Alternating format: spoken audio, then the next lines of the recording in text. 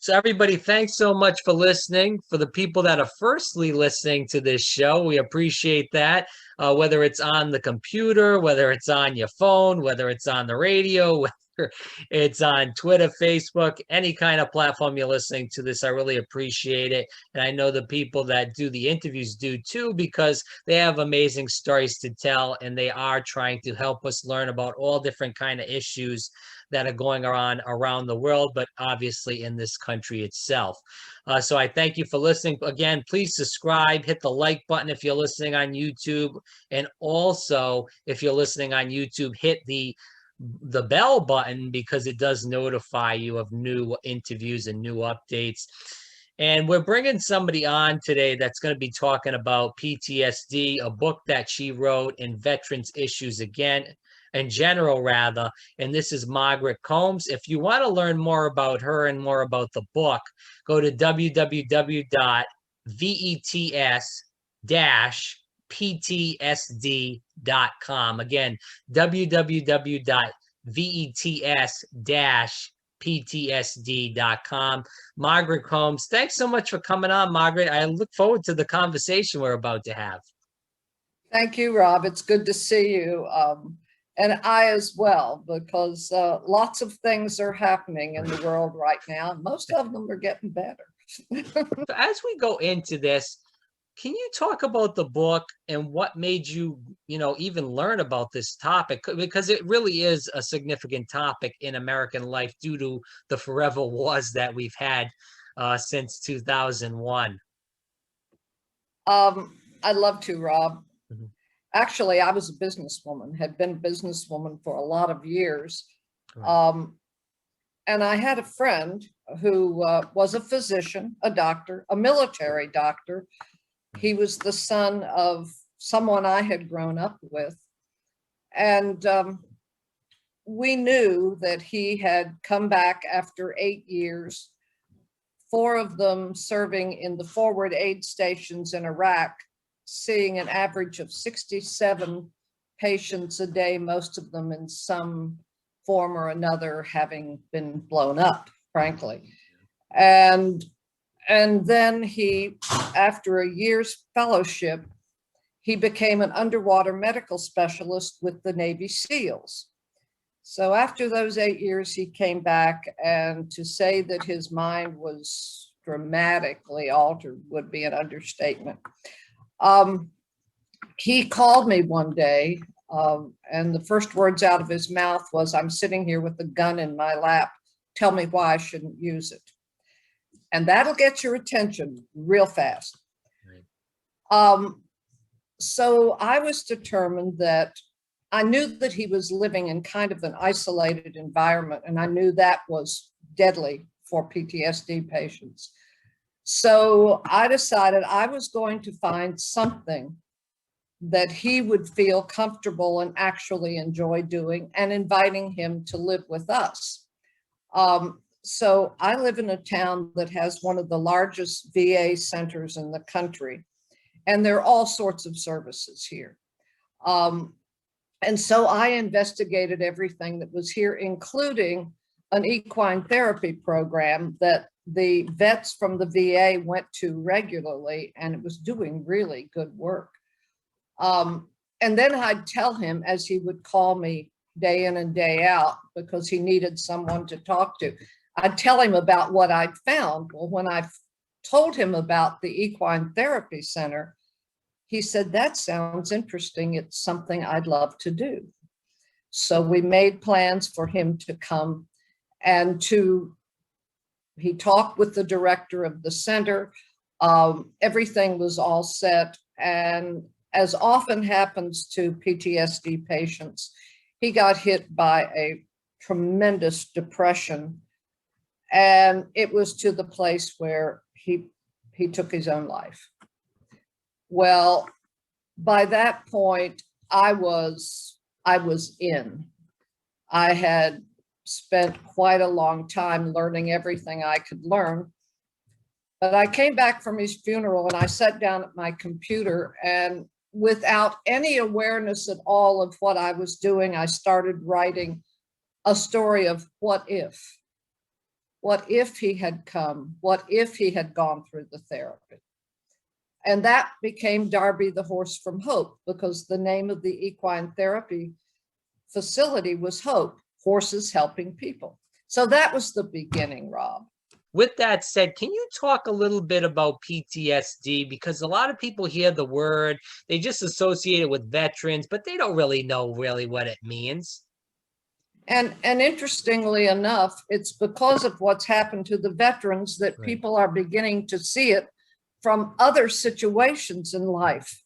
It basically is very simple. Something happens that creates a damage of the brain. Is it a physical damage? Probably not. But as you know, we don't know everything about the brain. But that event creates a trauma. And the trauma doesn't go away. It's not like if you cut your arm, it'll heal.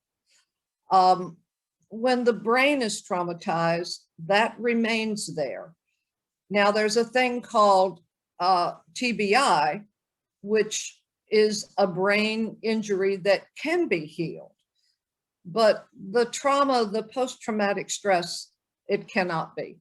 So what happens is then something will trigger that brain injury to react. And we know that for example, I have one friend who was a colonel in Iraq, and he hears a car backfire, and it takes him a few days to kind of get back where he was, because he was in a Humvee, it was blown up, the sound triggers the trauma.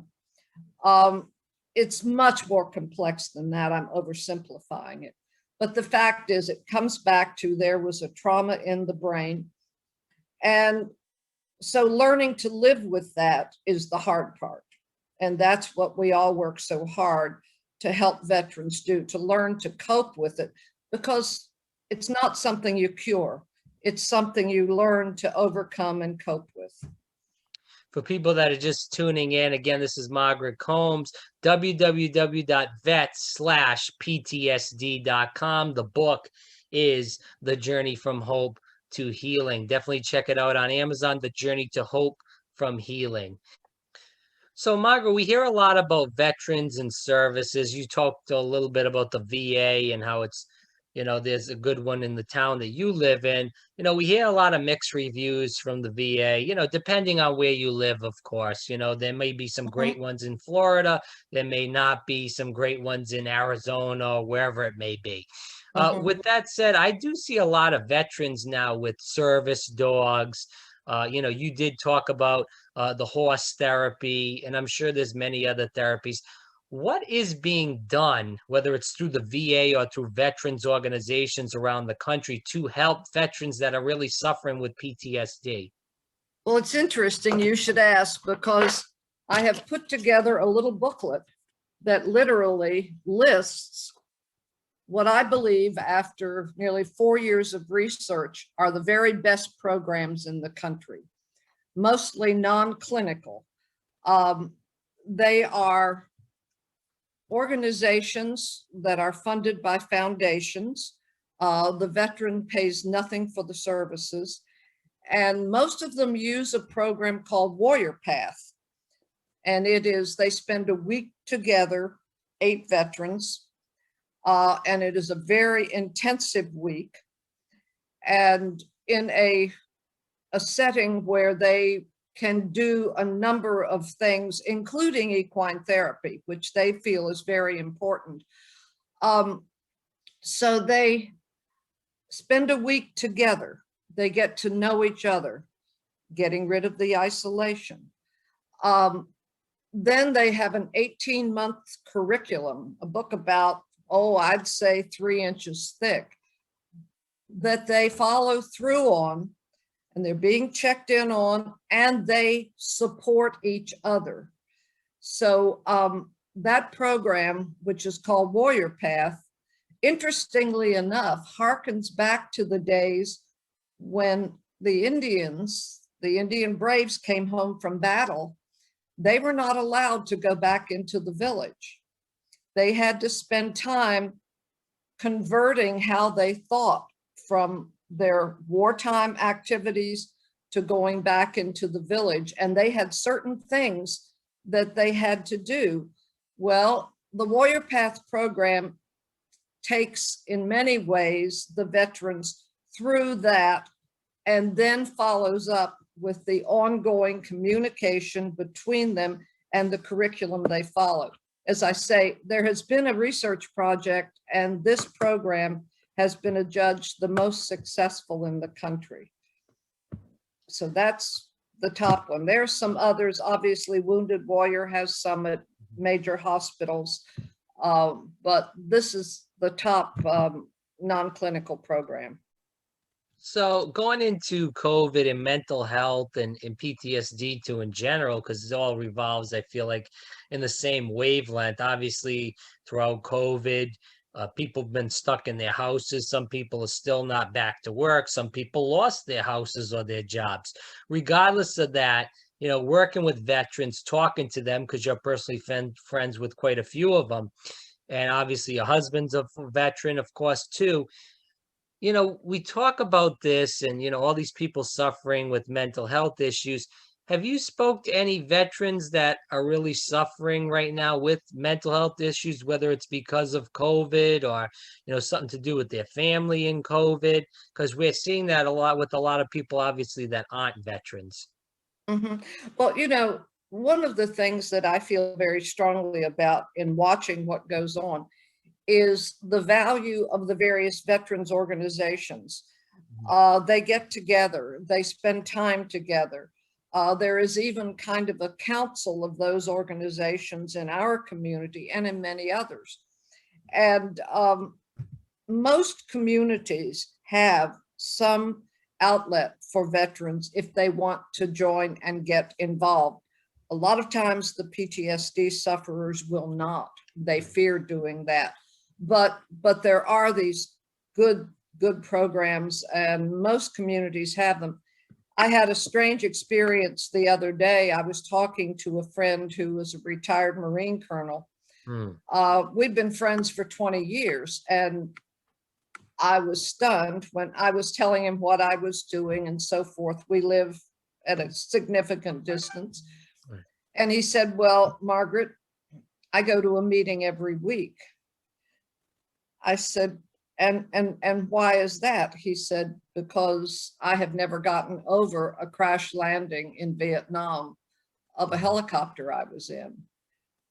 And I have known him for 20 years, and I had no idea that he went to a meeting with other vets every week. And interestingly enough, he didn't go in the local county. He went 3 counties over. Wow. Because they still have this feeling that they really don't, a lot of them really don't want people to know that they still suffer. It seems like for people that have PTSD, when you're going back into, you know, what they survived or what they went through while their time in combat, it really, obviously, it's bringing back these bad memories and these tough memories, you know, seeing people dying that they're friends, seeing civilians on the ground dead.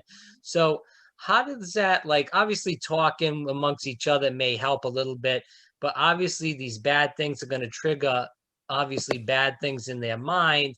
And it could lead to, obviously, the suicide rate going up, and it is extremely high for veterans. But yes, it is. It's even high for men in general. We've saw a huge spike in, I don't know if it's just through COVID or it's within the past few years, that male suicide is really high. Well, you know, one of the things I've learned, and again, over 4 years of study, and I wove these in throughout the book, The Journey from Hope to Healing. There were 5 factors to success for someone who is suffering from these kinds of mental issues. First of all, isolation is deadly, and they need to be around people. They need to find people to talk to.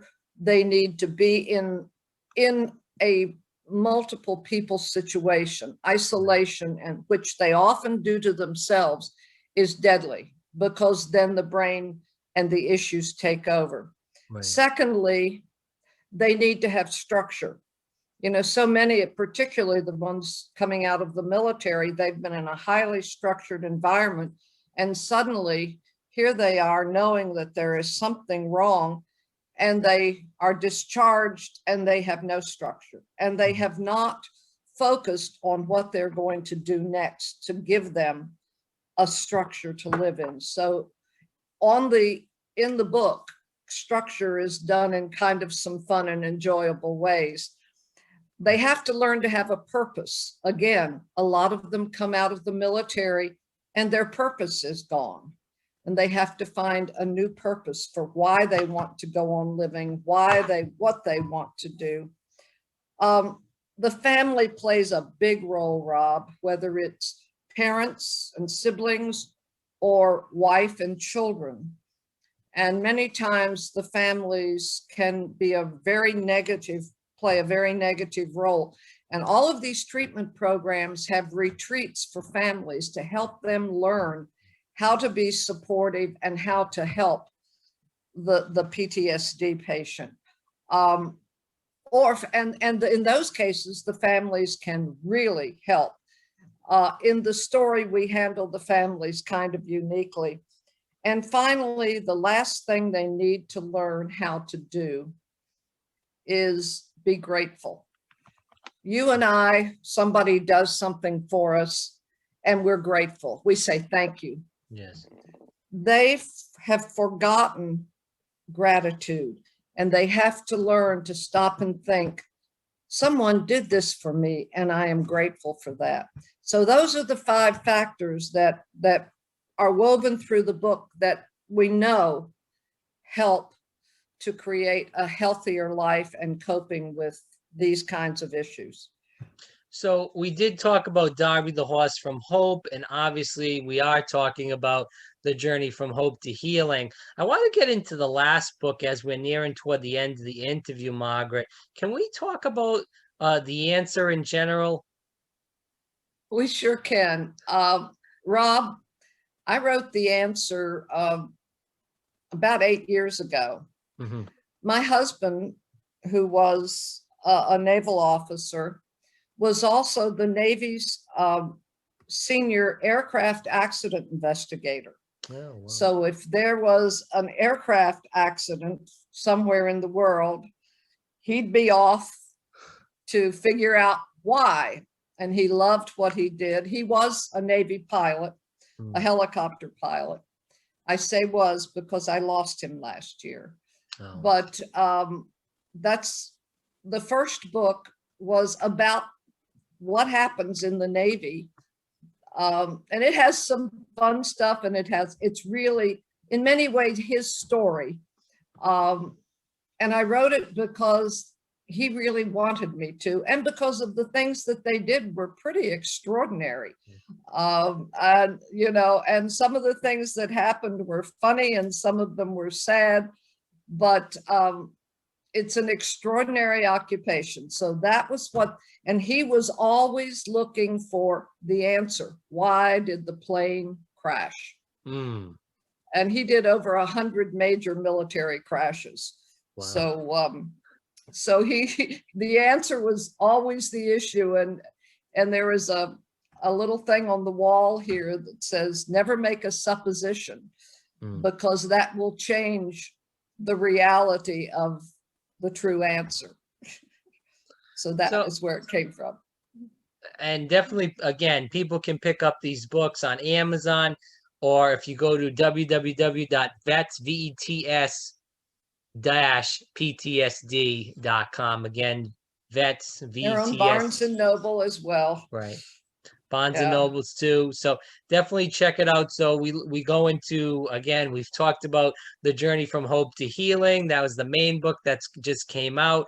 And obviously Darby the Horse from Hope, which was the first book. And then we went through to The Answer, obviously, as Margaret talked about. So lastly, with the last 2 questions, what do you feel like you hope people get out of reading your books in general, but obviously the book we're speaking about the most is The Journey from Hope to Healing? What I hope people get, and of course everybody gets something based on where they are at the moment.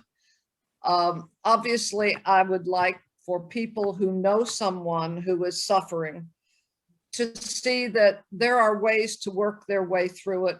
As I say, I also give away the little booklet with all the treatment centers. But I want them to understand that it is not a terrible thing that cannot be overcome, that people can work their way through. The main characters, the 4 veterans, 3 of them, the VA had given up on. They were that serious. And they worked their way through with a program that helped them, and they could go on, and they found a purpose, and they learned gratitude, and they could go on to live a happy and successful life, ever so often having to cope with a little problem. So it's not something that needs to be shut away. It's something that needs light put on it, and for people to understand that it doesn't mean that life is over. It means you can be just as happy and productive as anyone else. So Margaret, any new projects coming up now? I don't know. I've been Okay. so busy.